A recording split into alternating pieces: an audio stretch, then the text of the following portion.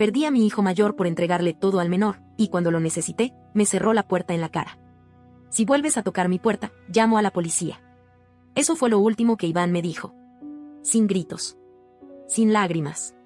Solo esa voz que ya no tiembla ni se quiebra, una voz que aprendí a reconocer demasiado tarde, la de alguien que ya no te debe nada. Y ahí estaba yo. Su madre. Parada frente a su casa. Rogando con los ojos que dejara abierta la puerta, que me permitiera cruzar el umbral, que me escuchara aunque fuera por última vez. Pero no. Me la cerró en la cara como quien apaga una vela que ya no alumbra. Como quien se cansa de esperar. Y no lo culpo. Tengo 2 hijos. Se llevan apenas 2 años. De niños eran uña y mugre. Dormían en la misma cama cuando había tormenta. Se tapaban las espaldas en la escuela, se repartían el pan con mantequilla aunque no alcanzara para los 2. Pensé que serían inseparables para siempre. Y en aquel entonces, me gustaba creer que los amaba igual. O eso me repetía. Pero si soy brutalmente honesta, siempre tuve una debilidad por Emiliano. Era el más frágil. El más apegado a mí. El que lloraba si yo no lo arropaba por la noche. El que me buscaba con la mirada incluso entre gente conocida. Iván, en cambio, era distinto. Más callado. Más maduro. Más hecho solo. Nunca pedía nada. Y quizás por eso pensé que no necesitaba tanto. No era un favoritismo grosero. Era silencioso, casi invisible. Pero existía. Y creció con los años. Cuando llegó el momento de la universidad, la verdad nos alcanzó. No teníamos dinero para 2 matrículas completas. Ramiro y yo hicimos lo que creímos mejor en ese instante. Le dijimos a Iván que tendría que buscar una beca o trabajar. Que lo sentíamos. Y él lo hizo. Sin un reproche. Se partió el lomo en empleos de medio tiempo, llegaba con los pies reventados, las manos agrietadas de cargar cajas o lavar platos. Pero nunca se quejó. Mientras tanto, Emiliano tenía todo cubierto. La matrícula, el transporte, el material escolar, hasta el nuevo portátil que él mismo pidió sin miedo. Porque ya sabía que su sí estaba asegurado. Yo miraba a Iván y sentía un nudo en la garganta. Había algo en su mirada que se había apagado. Pero me decía a mí misma que era temporal, que un día él también cosecharía lo suyo. La verdad es que no era una estrategia. Era injusticia. Una lenta, progresiva, silenciosa injusticia. Y él solo se fue alejando. Dejando de buscarme. De esperar algo de nosotros. Mientras tanto, Emiliano seguía siendo el centro. Si le dolía la cabeza, corría por una aspirina. Si tenía miedo, le ponía una mano en el pecho. Si fracasaba en algo, le prometía que estaba bien, que no era su culpa. Y entonces llegó Ana. Ana había sido amiga de ambos desde la secundaria. Pero fue con Iván que empezó a salir. Y yo lo vi cambiar. Reía más. Volvía a casa con ganas. Hablaba de planes, de viajes, de futuro. Yo no lo decía en voz alta, pero en mi interior agradecía que por fin tuviera algo solo para él. Ana era encantadora. Educada. Dulce. Se reía con los ojos. Y por primera vez en años, Iván me hablaba con ilusión. Con esa voz limpia que uno tiene antes de que la vida te desgaste. Yo la quería como una hija más. Pero pronto, sin saber cómo, empezaron los silencios entre los hermanos. Iván ya no lo invitaba a salir. Las sobremesas dejaron de ser a carcajadas. Y cuando le sugerí que no olvidara a su hermano, él solo me miró y me dijo: y ya no es un niño, mamá. Fue como una bofetada suave. Fría. Justa. Me dolió. Pero no dije nada. Como tantas veces. Entonces Emiliano empezó a tropezar en la universidad. Dudas, inseguridades, comparaciones. Y Ramiro y yo, como siempre, salimos al rescate. Cursos extras, material nuevo, incluso un portátil más avanzado. Iván se enteró. No sé cómo. Solo recuerdo que una noche entró a la cocina, me miró largo, con esos ojos apagados y serenos, y dijo: entonces era cierto. Él siempre fue tu favorito. No supe qué responder. Porque no tenía con qué defenderme. Y fue ahí, creo, donde se rompió algo sin retorno. Desde entonces, Iván me miraba como se mira a un extraño. Como alguien que ya no ocupa un lugar, ni siquiera en los recuerdos. Y la culpa, esa sí se instaló para quedarse. Yo la llevaba en los hombros cada vez que lo escuchaba estudiar de madrugada. Cuando veía sus manos rajadas. Cuando lo oía suspirar solo en su cuarto. Me decía que era fuerte, que ya le tocaría, que solo estaba siendo estratégica. Mentira. Un día, Emiliano se me acercó mientras preparaba café. Se sentó frente a mí con esa cara que solo ponen los hijos cuando no saben si lo que van a decir los va a liberar o a condenar. Mamá, me gusta Ana. Se me detuvo el aliento. ¿Cómo que te gusta? Desde siempre. Desde la secundaria. Solo que nunca se lo dije. Y él se le adelantó. No dijo mi hermano. Dijo él. Y por primera vez sentí que algo se desmoronaba dentro de mí. ¿Sientes que te la quitó? Y siempre fue así, mamá. Siempre se llevaba todo. Me quedé congelada. No sabía si abrazarlo o ponerle un alto. No había odio en sus ojos, solo una tristeza profunda. Y debajo de esa tristeza, algo más viejo. Un resentimiento callado. Intenté razonar, decirle que Ana estaba con Iván, que parecían felices, que no podía. ¿Y yo qué? Me interrumpió, dolido. ¿Acaso a mí nadie me ve? No supe qué responder. Solo lo abracé. Y fue ahí, en ese momento en el que debía haber puesto límites, donde empezó de verdad la caída. Porque a partir de ahí, cada vez que Ana venía, ya no la miraba igual. No sé cuándo exactamente empecé a verla distinto. Quizás fue la forma en que se reía con Emiliano, o como lo miraba cuando él hablaba. Tal vez siempre fue así y yo nunca lo noté. Pero ahora lo veía todo, o al menos eso creía. La primera vez que insinué algo fue sin querer, o eso me dije. Ana y yo estábamos en la cocina, pelando verduras para la cena, y solté una frase sin pensar demasiado. Y siempre te he visto muy conectada con Emiliano. Ustedes dos tienen una chispa especial, ¿no? Ella frunció el ceño, confundida. ¿Qué quieres decir? En nada. Solo que a veces uno termina con quien no debe, porque no se atreve a ver más allá. A veces el amor real está más cerca de lo que uno cree. Ella no respondió. Me miró un instante, pero no dijo nada. Cambié de tema como si nada, pero ya había soltado la semilla. Y lo peor es que no fue la última vez. Repetí esa estrategia en pequeñas dosis. Comentarios al pasar, frases con doble fondo. Tú y Iván ya no se ven tan unidos últimamente. Emiliano siempre te mira como si fueras lo más importante de su mundo. Que hay cosas que no se fuerzan, y cosas que fluyen solas. Nunca le dije directamente que dejara a Iván. Pero tampoco necesitaba hacerlo. Lo más bajo vino cuando hablé con Emiliano. Le dije que tal vez Ana sí sentía algo, pero no se atrevía. Que no debía rendirse tan fácil. Que a veces hay que luchar por lo que uno ama. Yo, su madre, lo animé.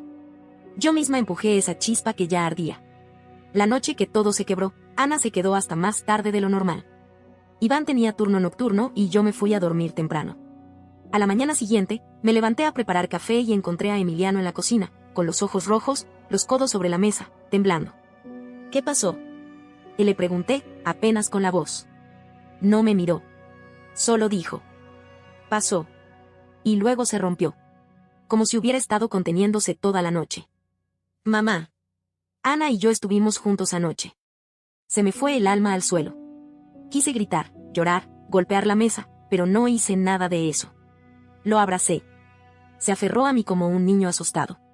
Me dijo que no sabía qué iba a pasar, que ella no le había prometido nada, que simplemente había sucedido. Después de eso, Ana dejó de venir. Se distanció.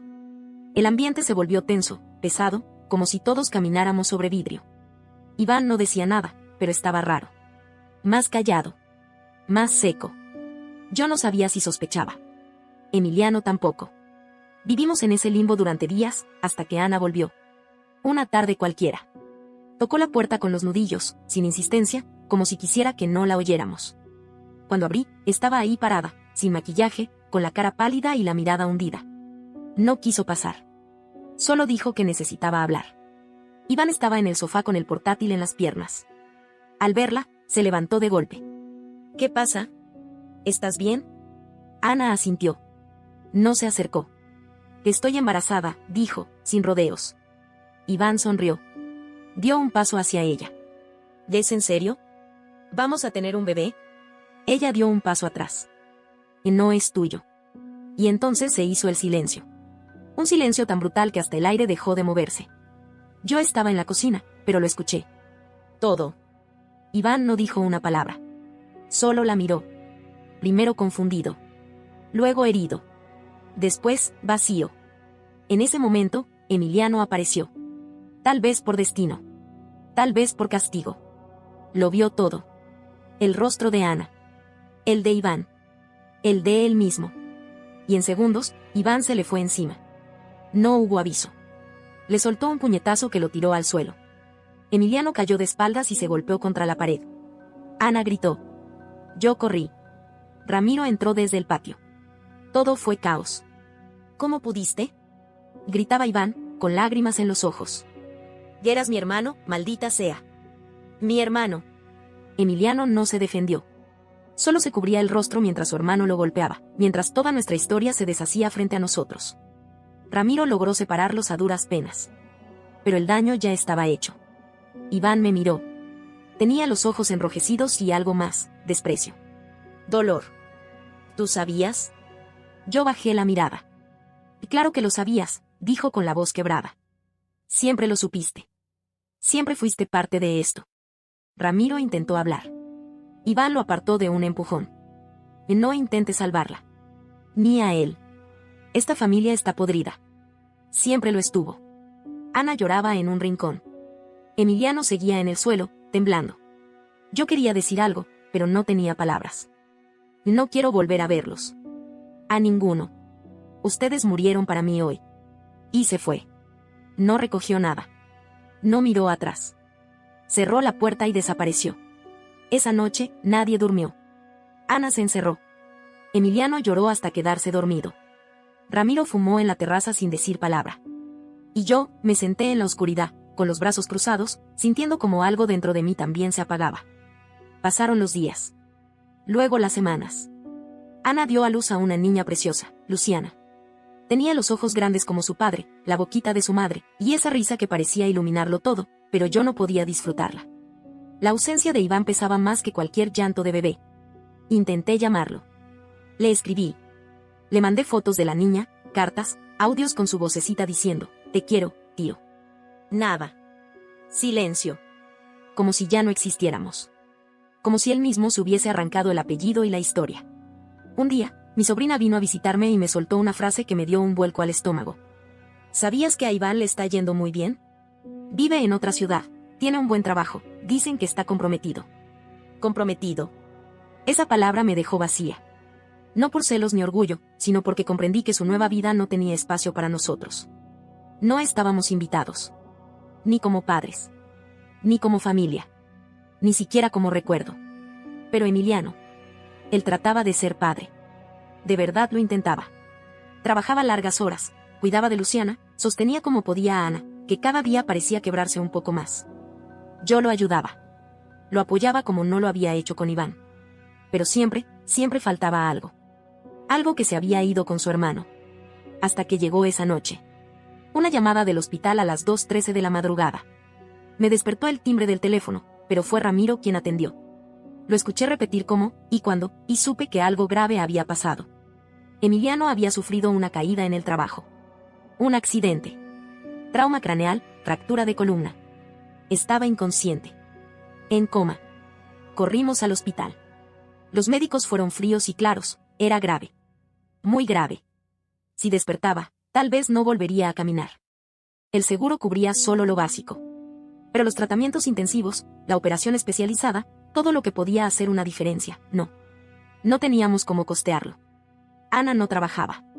Ramiro y yo apenas manteníamos la casa. Las cuentas médicas comenzaron a apilarse sobre la mesa de la cocina como ladrillos de una pared que nos iba a aplastar. Fue entonces que lo supe, tenía que buscar a Iván. No por mí. Ni siquiera por Emiliano. Sino por Luciana. Esa niña no merecía crecer sin padre. No merecía pagar por errores ajenos. Buscar a Iván fue como perseguir un fantasma que yo misma había enseñado a esconderse. Había cambiado de número. No estaba en redes sociales. Lo único que tenía era la ciudad que mencionó mi sobrina y la vaga dirección que conseguimos tras semanas de preguntar. Cuando llegamos, la calle parecía de postal. Casas ordenadas, jardines cuidados, un silencio casi elegante. Toqué la puerta y sentí más miedo que el primer día que lo dejé en la escuela. Tardó en abrir. Cuando lo hizo, se quedó mirándome unos segundos, sin reconocerme del todo. ¿Qué haces aquí? Su voz era firme. Neutra. Fría. Y necesito hablar contigo. Por favor. No me invitó a pasar. Se quedó en el marco de la puerta, los brazos cruzados. Es Emiliano. Tuvo un accidente. Está en coma. Es grave. Muy grave. Me temblaba la voz. No dijo nada. Ni una mueca. Nada. El seguro no cubre lo que necesita. Si no se opera, puede morir o quedar inválido. ¿Y eso qué tiene que ver conmigo? Preguntó sin pestañear. Es tu hermano. No. Ustedes murieron hace años. Y yo no resucito muertos. Sentí que me desmoronaba, pero seguí. Ana no puede sola.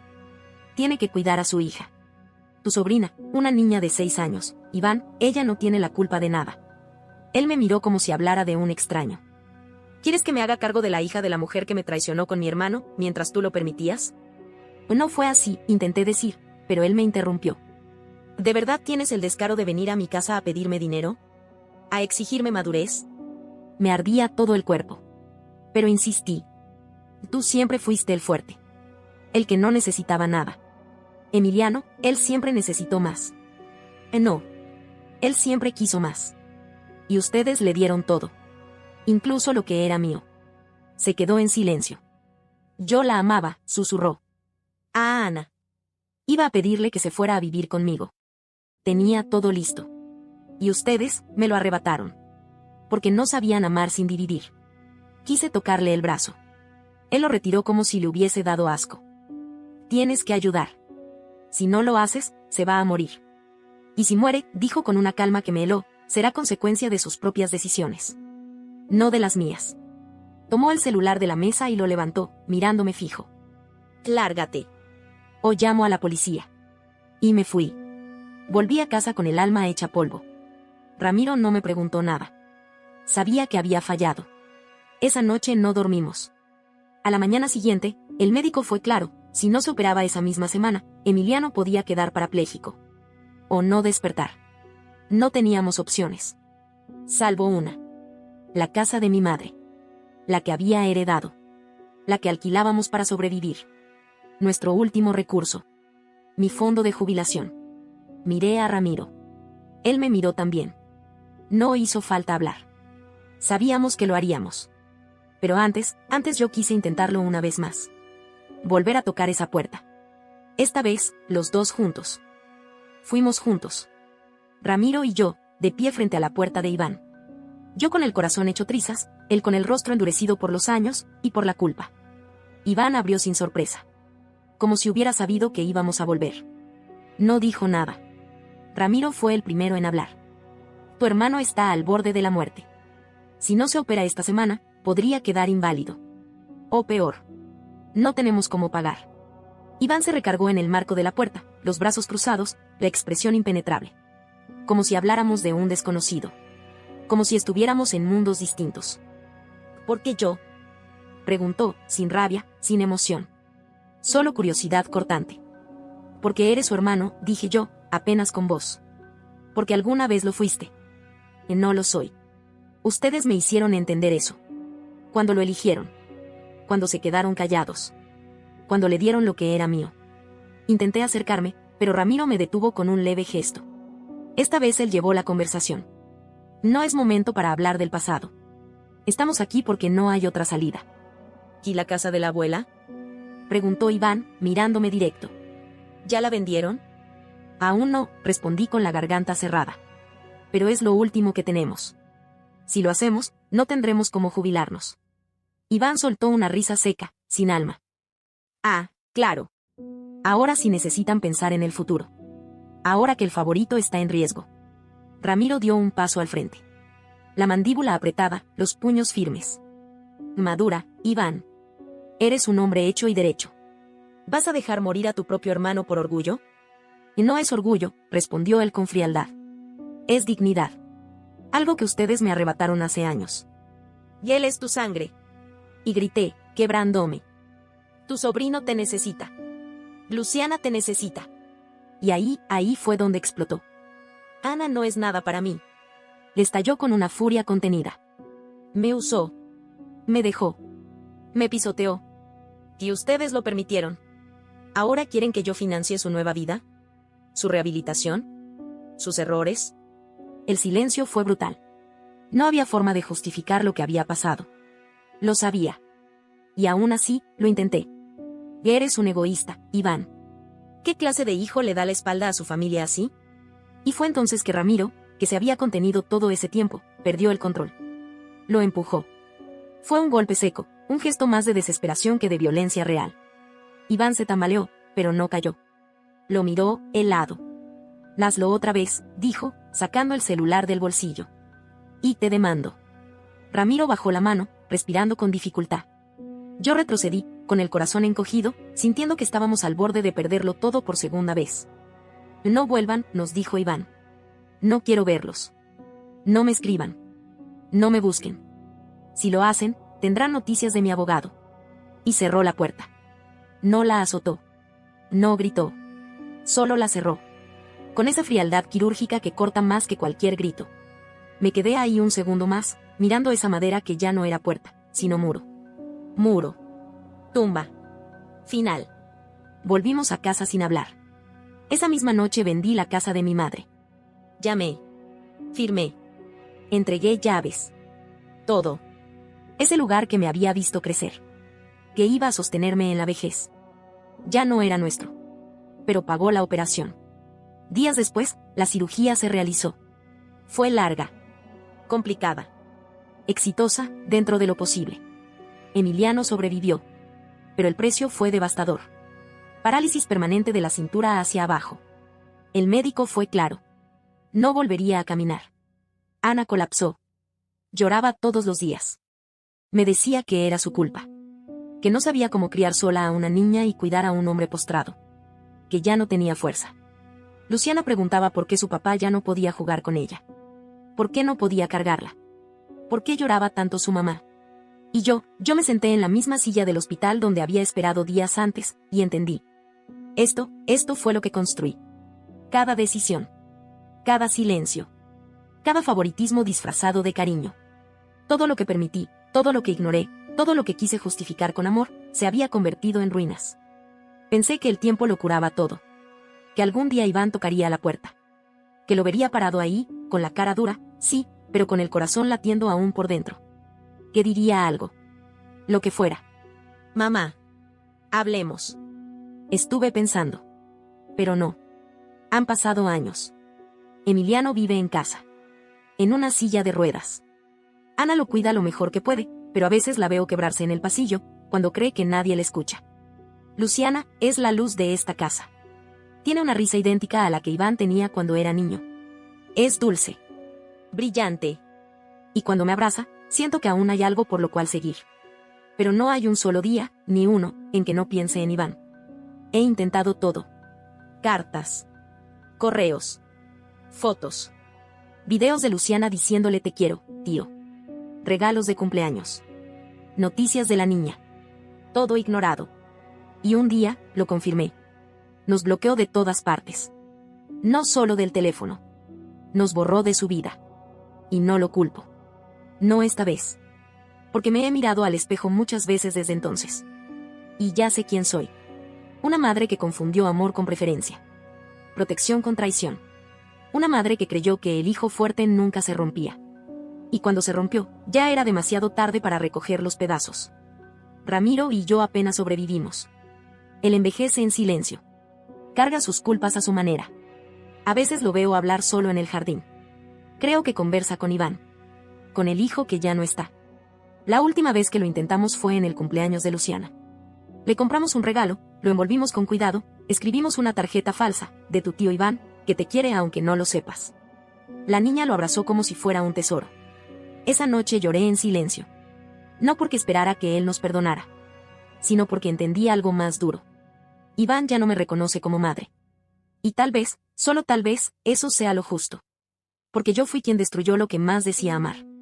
Y ahora, cada vez que su nombre aparece en mi cabeza, lo hace como un eco, como una punzada, como un juicio.